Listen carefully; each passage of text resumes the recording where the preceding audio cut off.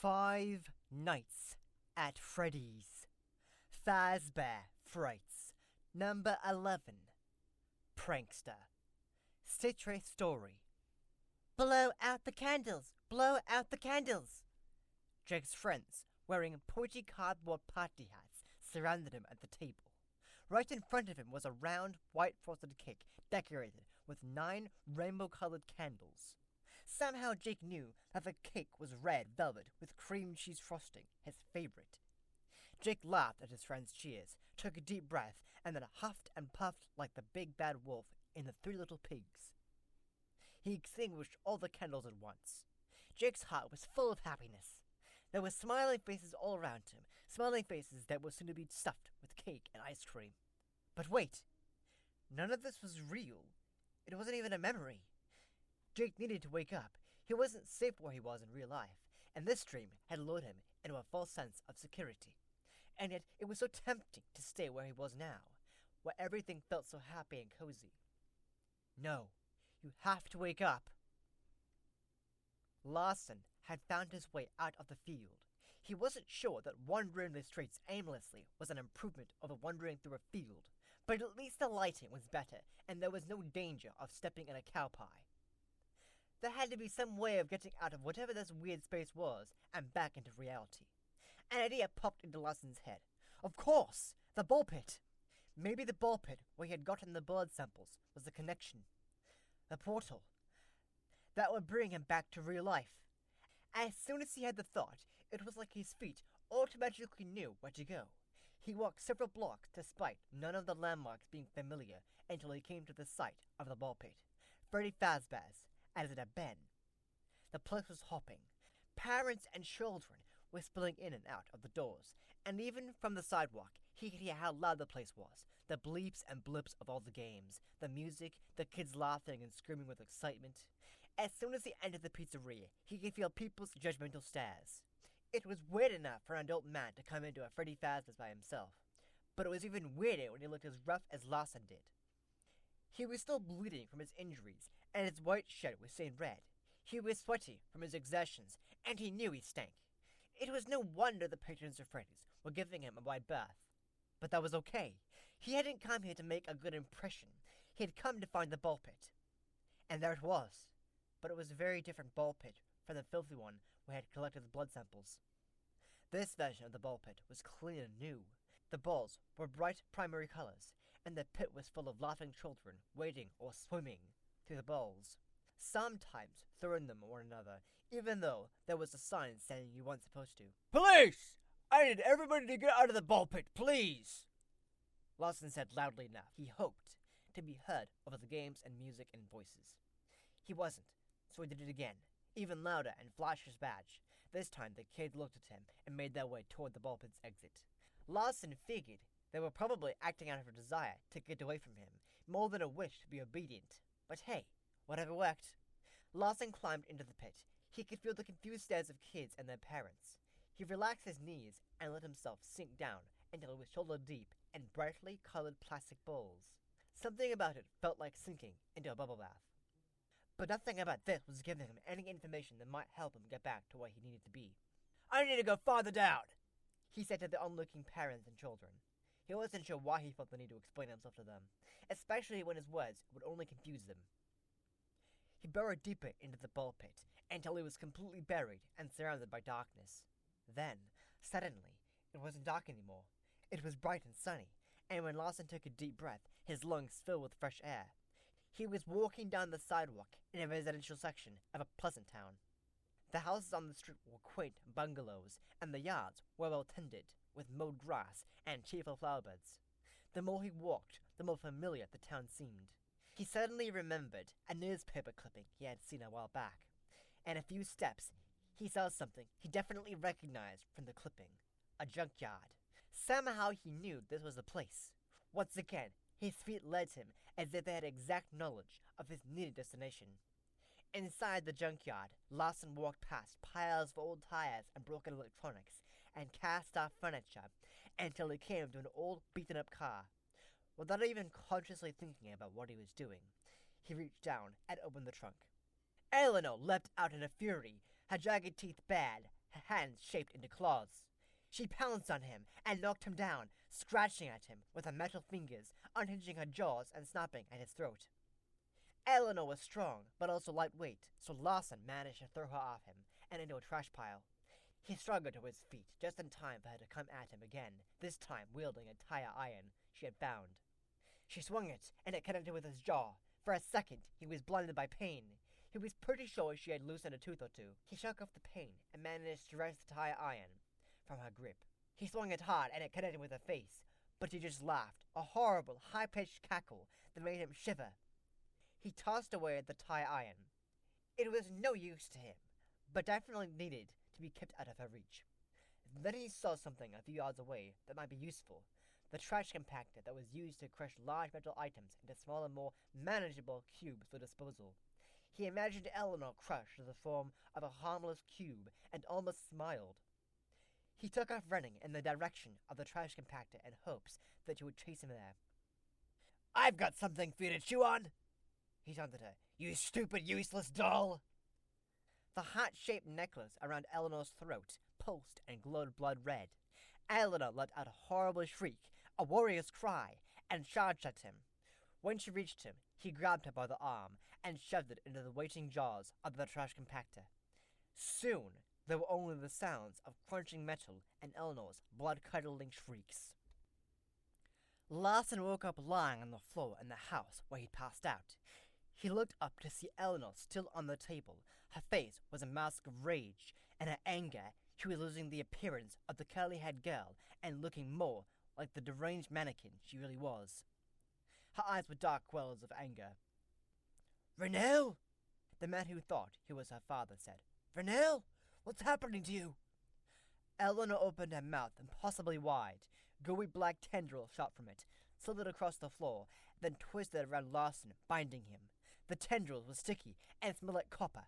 Blood, thought Larson. They're made of blood. As soon as he thought this, he was back in the other place again, walking the streets. But this time he knew what to do. The ball pit. He had found Eleanor there before, and he would find her there again. And he would destroy her.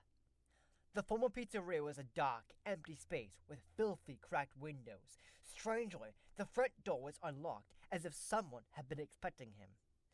There were a few broken arcade cabinets and smashed-up tables and chairs.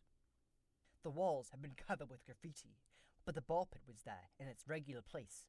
Larson stepped inside the pit. The plastic balls were sticky and adhered to his clothes and skin. They smelled of decay. He held his nose like he was jumping into a pool and sank beneath the surface. Larson emerged into a dark room. Something metal brushed against his cheek. It felt like it could be the pull chain for a light fixture. He reached up and pulled it, and a bare, dim bulb cast a faint glow over the room. The walls were bare wood and sloped like the contours of a roof, and the room was cluttered with cardboard boxes and plastic tubs labeled winter clothes, Christmas decorations, and fishing poles/tackle. There was an old rocking chair and a table full of knickknacks, figurines, a large brass candelabra, a glass paperweight, the kind of stuff that nobody really needed, but that people had a hard time letting go of for some reason. A large antique trunk sat in the far left corner of the room. Larson had a feeling that the trunk was hiding something other than useless bric-a-brac. With dread, he walked toward it. Eleanor was lying curled up in the trunk with her knees hugged to her chest. Her eyes flew open. She propelled herself out of the trunk and under Larson, her cold metal hands encircling his throat. Larson grabbed her by the wrists, trying to loosen her grip, but she only grabbed on tighter. Choking and sputtering, he staggered backward, bumping into the table. He grabbed blindly at the table's surface and grasped the heavy glass paperweight. He raised it up and brought it down hard on Eleanor's forehead, wrestling her enough to make her lose her grip on his throat. Maybe paperweights weren't so useless after all. She shook her head like she was disoriented, and then came at him again, this time with her jaw unhinged, exposing her sharp, jagged teeth. Larson grabbed the candelabra from the table and swung it hard, hitting her in the head and knocking her to the floor. He hit her face again and again, and on the thin layer of sickly grayish skin was nothing but pulp, and the silver skull was exposed beneath. Larson was on the floor in the house again. Looking up, he saw Eleanor on the table. Her eyes were still closed, but her body was anything but relaxed. Her fists were clenched, her teeth gritted, and she shook her head back and forth, as if she was saying, "No, no, no." Near Larson on the floor, the Stitchwraith had started to move, slowly scooting itself toward the table where Eleanor lay. Larson blinked, and just like that, he was on the streets again. He knew what he had to do. This time, the pizzeria was called Papa Bear's Pancake House. The windows were hung with red and white gingham curtains that matched the wipeable plastic tablecloths. Only one table was occupied, with the family of four plowing through some pancakes. Near the coffee station, two servers in red and white gingham aprons chatted. He was relieved they hadn't noticed him yet. He looked in the back corner of the restaurant. Fortunately, the ballpit was still there, and the plastic bowls were in a much more pristine state than they had been on his last visit. He went under. He was in a kid's bedroom, a little boy's, from the look of it.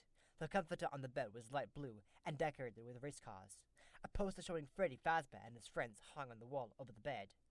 There were no kids around now, but the room brought Larson back to all those times he checked under Ryan's bed for monsters. He'd always told Ryan there was no such thing. He was wrong. Larson sensed Eleanor's presence. He dropped to his knees and lifted the bedskirt. Nothing. He pulled back the full-length curtains in case she was hiding behind them. Nothing there either. But as soon as he saw the closet, he knew she was there. He opened the door, and a pair of metallic hands shot out, pulling him inside the dark, tiny space.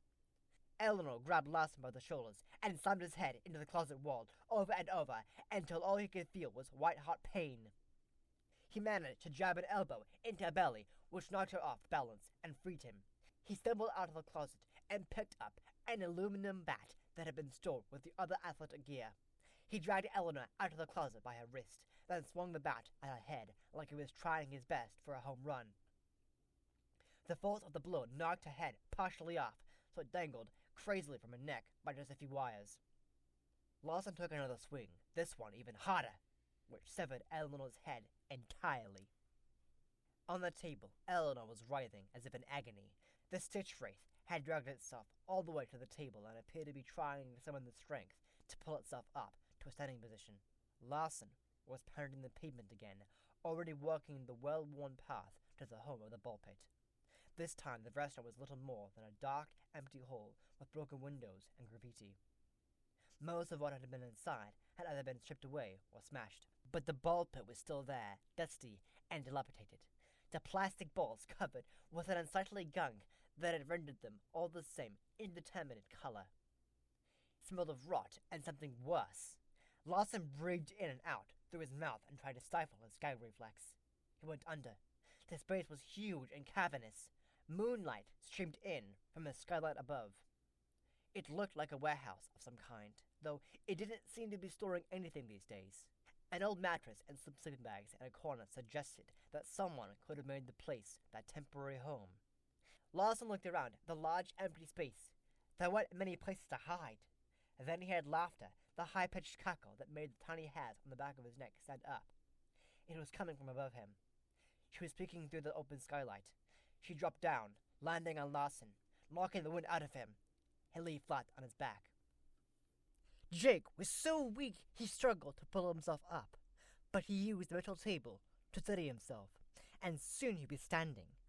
When he saw Eleanor, he felt a surge of rage that gave him the strength to climb onto the table. He loomed over Eleanor and tried to muster the strength to do what he had to do. Eleanor did not seem fully awake, but her face was changing. Her eyes bulged. Black tentacles shot from her mouth, from her fingers, from her toes. The slimy black vines climbed up the walls and slithered over the floor. Tentacles flew from her and wrapped around his face until he couldn't see. In the warehouse, Larson tried to push Eleanor off him, but she had him pinned, and she leaned down and bit his cheek, drawing blood, then laughing. He shivered from the sound and the pain. Larson managed to roll over so that he was now on top of Eleanor, his hands closed around her throat. In the living room, Jake dodged the black blood that spewed from Eleanor's nose and mouth. Eleanor sat bolt upright and grabbed his neck with both hands. Jake felt a sudden surge of strength. He pulled her hands away as if he were doing nothing more strenuous than swatting a fly. Holding Eleanor's wrists, Jake loomed over her. his eyes burning with fury. He leaned over her until her face and torso were covered by his cloak. She twisted and kicked, but he just pressed in closer, eyes blazing with fury, burning into Eleanor until she was still. Jake knew that only he could hear Eleanor's roaring fury now. She wasn't animated anymore. She was part of Jake, the same way Andrew had been. But she wasn't like Andrew. Andrew hadn't been nice either. He'd been as full of rage as Eleanor was, but Andrew had just been hurt. He hadn't been bad at the core. Eleanor was bad at the core, but she had no power here. Jake concentrated until he was able to access Eleanor's memories, if they could be called memories, using the ability that Jake had discovered after his confrontation with the trash rabbit. Jake reached into those years and found a moment of seething anger and anguish. He figured if he could stuff Eleanor into a bubble of that moment, he could subdue her. He was right. With that one intention, Eleanor was defeated, contained. Her foul spirit folded in on itself and was silenced. When Jake saw her lying on the table, she had the dry, withered appearance of an ancient mummy. She was more than dead. She was empty. A husk. Exhausted, Jake lay back and let his mind go blank. 2 weeks later, Larson was no longer destined to wander around lost in different places and times. He was in the here and now, which in this case was the ball field at the time of his son's game. The air was crisp, but the sky was so blue it looked like the painted backdrop of a play. Larson's fights with Eleanor had opened some stitches, so he was bandaged up again. Stiff and sore, Larson gingerly climbed into the bleachers and took his seat at the end of a row. He looked out over the green diamond. There was Ryan. He was in the outfield, and as often was the case with Ryan, he looked bored. He was playing with his baseball glove and kicking at the grass with one shoe, which appeared to be untied. Larson grinned when Ryan looked up into the stands and spotted his dad. Ryan waved wildly, and Larson waved back. Then Larson pointed at the batter. Still grinning, Ryan nodded and focused on the task at hand. The batter at the plate took a swing and connected. Crack! Under the bright sun, the ball soared toward the outfield. Larson stood, cheering when his son caught the ball. Jake wasn't sure why he felt so drawn to the abandoned restaurant, but he did. So much so that with what little strength he had left, he'd painstakingly made his way across town to get here. His battery had recharged, just a little, enough for him to walk, but his walk was actually more of a shuffle. He wasn't going to make it far. Every movement took all the strength Jake possessed. Now Jake pushed inside the empty building. His feet dragged across the dusty floor as he aimed toward his destination. In a way, he was leading him here, he knew. But not really. She had no will left. He was in control. But he'd learned enough about her, as he'd overcome her, to know that this was where she had to be laid to rest. Jake shuffled across the barren dining room and made his way to the ball pit he'd been seeing in his mind's eye since he'd integrated Eleanor's remains into his consciousness. It was a horrible place. He could tell. Not just that it looked horrible, all dusty and faded and smelling of decay, but it was horrible. It was like a graveyard for the souls of victims of a wicked wrongness they didn't fully understand. What had happened here? Where did Eleanor come from? Had she caused all this chaos? Or had the chaos somehow caused her? Jake paused in front of the dingy yellow rope that warned away anyone crazy enough to come in here and try to enter this pit of terror and pain. This was where Jake had to be to do the last bit of good he could do. It felt kind of like the end, but he hoped it was going to be more of a beginning, the start of the one journey he really wanted to take. He finished everything he had to do. He managed to reunite Dr. Talbot with his real daughter. And he'd found the real homeless girl Eleanor had replaced. The real girl with the reddish-brown hair had been locked in a trunk in the abandoned building where Jake had originally found Eleanor. Despite her terror at being rescued by him, he'd made sure she got to a hospital. Jake stepped into the ball pit, and as soon as he did, the pit started taking him. He let the ball pit pull him down, and down, and down. It felt kind of like sinking into a pool of water. All he had to do was relax and let himself drift downward. So that's what he did. He sank lower and lower. As soon as he did, he was no longer aware of the pit. He wasn't aware of anything physical at all. Millie flinched when a lower-hanging fir branch brushed against her cheek. She batted it away and peered into the darkness beyond it. Where was her grandpa's house? She'd just been there, hadn't she? How could she have gotten this lost? Millie tugged her black sweater tighter around her. She rubbed her arms to get warm. She felt really chilled, even though the night wasn't that cold. Before she left the house, she hadn't wanted to be at the stupid Christmas dinner with her stupid relatives. But now, for a reason she didn't understand, that was the only place she wanted to be. And, of course, because she wanted it, she couldn't have it. She never got what she wanted. She was always forced to do what everyone else wanted her to do. Her parents, her grandpa, the teachers at school. It wasn't fair. Nearby, a crow cawed. Millie jumped and spun around. She heard a rustling in the undergrowth, and she tried to see into the darkness. When nothing moved, she started walking again. Millie thought she'd only been out here for a few minutes, so why did it feel like she'd been wandering for a very long time? Before she could ponder that question, the foliage rustled again, and this time a hand reached through it. Millie gasped and stopped dead. A little boy was stepping out from the middle of a huckleberry bush. Millie stared at him, poised to run if he was a threat. He didn't. He didn't look like a treat, though. With a round, freckled face, bright green eyes, a big smile, and a thick tangle of brown curls that fell into his eyes, the boy looked really nice, actually. Millie found herself smiling at him, in spite of herself. "You lost?" the boy asked. Millie shook her head, even though she was. "I'm Jake," the boy said. Then he took Millie's hand. To his surprise, Millie didn't resist at all. Instead, she let the boy, Jake, lead her through the woods. He didn't lead her for long, though. In what felt like an instant, Jake was there and then gone. He disappeared, and Millie found herself on her grandpa's front porch. Through the big picture window, Millie could see a family gathering around the table. Behind them, the Christmas tree was lit up, just like it had been when she had left the house. And for some reason, Millie was happy to see it. She was happy to see her family, too. Not sure why she felt so good all of a sudden, but not really caring, Millie rushed across the porch. She threw open the door and ran into the room. Her grandpa greeted her with a smile and a hug, which Millie, for once, was happy to receive. For the first time she could remember, Millie felt like she was home. Inside the abandoned restaurant, dust motes danced in the silence. The ball pit hunkered in the corner as usual, totally still. Or maybe not totally. Although the plastic balls weren't moving, suddenly one of them lit up. It lit up and turned from ruddy red to shiny gold. Then it turned clear, like a sparkling crystal bowl. Within the glistening glass orb, a tiny scene fled into view.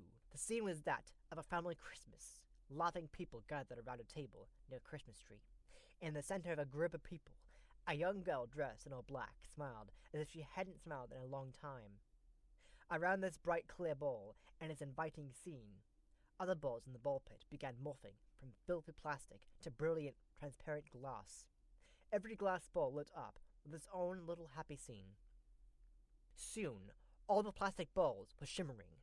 They all twinkled like dazzling stars in a clear night sky. Larson sat in Dr. Talbot's living room. It seemed strange to be sitting on a sofa in the very room where he had lain on the floor as the Stitchwraith finally put an end to Eleanor. At that time, he would have said he would never return to this house. But he had to. He was a detective, and he still had questions. Dr. Talbot sat in the armchair across from him. "How can I help you, detective? There was just one more thing I wanted to clear up," Larson said. "It's out of my own personal curiosity, really. Remnant. What is it? Is it some kind of magic?" As a younger man, Larson would never have thought magic was even a vague possibility. But he had seen lots of strange things since then. Talbot sighed. "Remnant is..." He paused. "In non-scientific terms, it's like the metal is haunted. It's more complicated than that, of course, but it's similar to the way that water conducts electricity. Remnant is the mixing of the tangible with the intangible, of memory with the present. The people and things that are lost, it makes them almost real again." Talbot had a sad, faraway look in his eyes. "You know, When Renee was a little girl, she was sick. She was in and out of the hospital on an almost constant basis. I was scared, terrified really, that she would die. I stayed up nights trying to think of ways to protect her. I made this little pendant for her out of remnant. That way, I figured I could never lose her entirely. Do you still have the pendant? Larson asked. Yes. Would you like to see it? Larson nodded. Talbot left the room and came back holding a chain from which a heart-shaped pendant dangled. He held it at a distance from his body, between his finger and thumb, the same way one might hold a dead mouse by the tail. Still, the necklace looked like an ordinary piece of jewelry any young girl might wear. Larson was sure no one ever gave it a second glance. It was a terrible mistake to create this, Talbot said, looking down at the necklace. It was my obsession in creating this that caused me to lose Renee in the first place. I'm afraid I still don't understand, Larson said. If it's haunted, then haunted by what? Talbot didn't meet Larson's eyes. He held out the pendant. Here, why don't you take it? Larson was confused. Me? Yes, Talbot said. Take it. Do what you want with it. I honestly can't even bear to look at it anymore. Talbot dropped the pendant into Larson's palm. It felt so small, so insignificant. Talbot walked Larson to the door. Thank you for stopping by, Detective. And thank you for taking the pendant off my hands. Maybe now I can turn the page and start a new chapter in my life with my real daughter. Once Larson was on the sidewalk, he heard a soft, high-pitched sound. He looked around for the source of the noise and discovered it was coming from the pendant in his palm. It was like it was singing a song, but too softly for Larson to make out the words. He held out the pendant to inspect it, and the sun shone through it. It was dazzling. And that is the end of the Stitchwraith story. Thank you for listening to this read-through of Five Nights at Freddy's Fazbear Frights number 11. Prankster, Stitchwraith story. I really hope you enjoyed listening to it. If you did, please hit that like button. And if you're new to this channel, why not subscribe for future audiobook projects, as this is the final Stitchwraith story. Also, make sure to click that bell icon so you'll be notified the next time I post a project. And I'll be back next time with the next project.